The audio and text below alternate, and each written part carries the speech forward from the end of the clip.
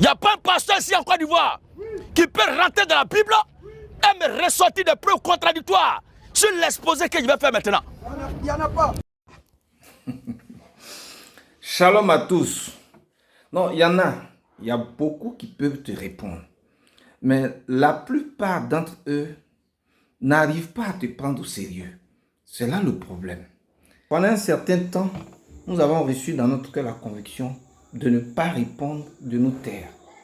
Mais sois rassuré, les preuves contradictoires dont tu parles et que tu cherches, tu les auras désormais parce que le temps de te répondre est arrivé. Ok, donc dans la petite séquence vidéo qui suit, notre enseignant du jour tente de nous montrer ce qu'il dit être la loi de Dieu sur le mariage en Israël.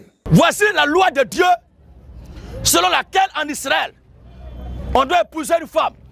Deutéronome 22, 13 à 21. Deutéronome 22, 13 à 21.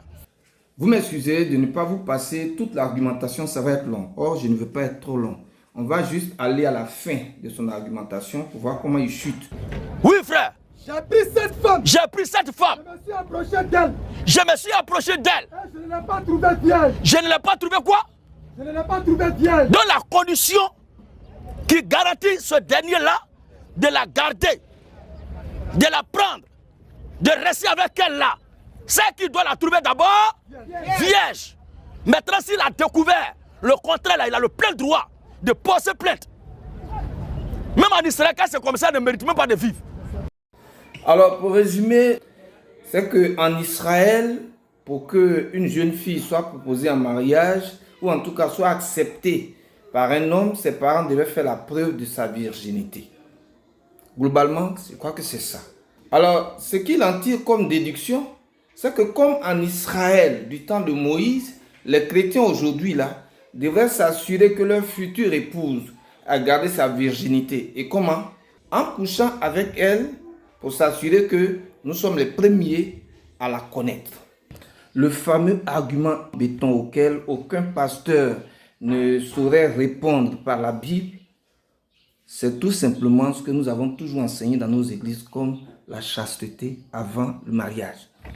L'exigence faite à la jeune fille, mais aussi aux jeunes garçons, ça, dans les églises chrétiennes, c'est aux deux, jeunes garçons et jeunes filles, de se garder purs avant le mariage. Ça, c'est pas nouveau, il n'y a rien de nouveau. Tous les chrétiens, on leur a enseigné ça, même si ce n'est pas eux tous qui respectent ça, mais au moins c'est enseigné. Maintenant, ce qui est nouveau, qui est vraiment nouveau, qui est propre à vous, c'est d'en faire non seulement une condition, une exigence divine pour le mariage, mais surtout de n'en faire une condition que pour la jeune fille. Nous, dans l'église, c'est la jeune fille et le jeune garçon qui doivent se garder chastes jusqu'au mariage. Votre église, je ne sais pas comment ça fonctionne. Ça y est, chez vous là-bas, c'est les filles qui doivent être vierges. Les garçons, ils peuvent se promener partout, mener la vie qu'ils veulent. Et puis les filles sont sur le marché, puis viennent, chacun prend sa vierge dedans.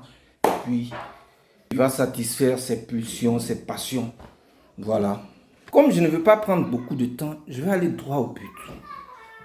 Est-ce que c'est à vous que ce test-là s'adresse? Le test que vous avez lu en Deutéronome 22. Est-ce que c'est à vous que ça s'adresse? Pour être plus précis dans ma question, je vais lire les trois versets qui précèdent. On ne va pas lire les trois suivants, mais je donne le conseil à tous ceux qui écoutent ces personnes et qui sont obnubilés, impressionnés parce qu'on cite des versets bibliques. Voici le conseil que je vous donne. Quand ces personnes-là vous citent un verset, remontez aux trois versets en haut, descendez aux trois versets après le verset en question. Ça vous permet de cerner le contexte. On dit ça tous les jours, vous entendez, mais peut-être vous ne comprenez pas. Si on enlève un verset dans son contexte, on peut en faire tout ce qu'on veut. Et c'est la technique des sectes. Toutes les sectes qui prolifèrent là, c'est très simple. On prend le verset et puis on lui fait dire ce qu'on veut.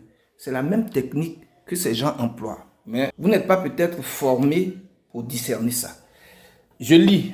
Regardez, vous allez voir. Verset 10. Tu ne laboureras point avec un bœuf et un âne attelés ensemble. Verset 11. Tu ne porteras point un vêtement tissé de diverses espèces de fils, de laine et de lin réunis ensemble. Verset 12. Tu mettras des franges aux quatre coins du vêtement dont tu te couvriras. Et c'est le verset 13 qui est si un homme qui a pris une femme, etc., etc. Il n'est pas seulement question de mariage dans ce texte.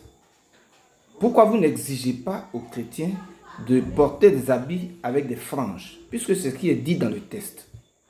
Pourquoi vous n'exigez pas aux chrétiens de ne pas porter des habits où de la laine et du lin sont mêlés? Pourtant, ces habits-là existent partout. Allons même au bout de votre logique en suivant le verset que vous avez donné. Le verset 20 dit, et même vous l'avez mentionné vous-même, si la fille ne se trouve pas vierge, on fait quoi? Combien de filles non vierges, je ne sais pas par quel moyen vous décelez qui est vierge, qui n'est pas vierge chez vous là-bas, mais combien de filles non vierges vous avez déjà lapidées chez vous là-bas? Parce que c'est la loi, hein? N'évoquez surtout pas le Nouveau Testament, restons dans la loi. Combien de filles vous avez déjà lapidées qui n'étaient pas, ou bien toutes les filles de votre église sont toutes vierges? Ce n'est pas à nous que vous allez raconter ça.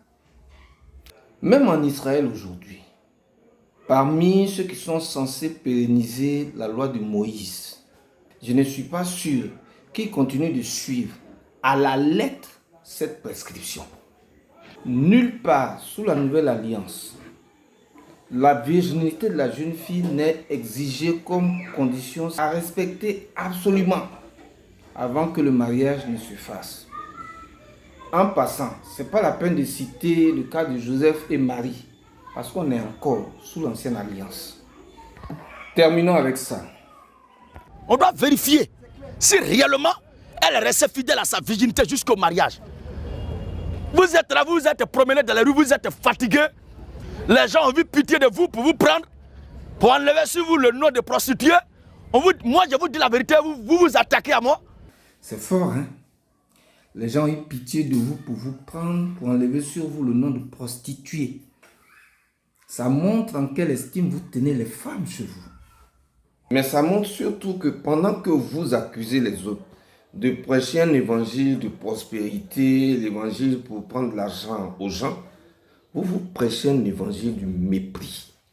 Je veux juste rappeler que pendant que vous êtes en train de faire vos campagnes pour trouver vos vierges à marier, ces filles de mauvaise vie là, que vous traitez de prostituées là, c'est pour elles que Jésus est mort. Ce n'est pas pour vous les justes.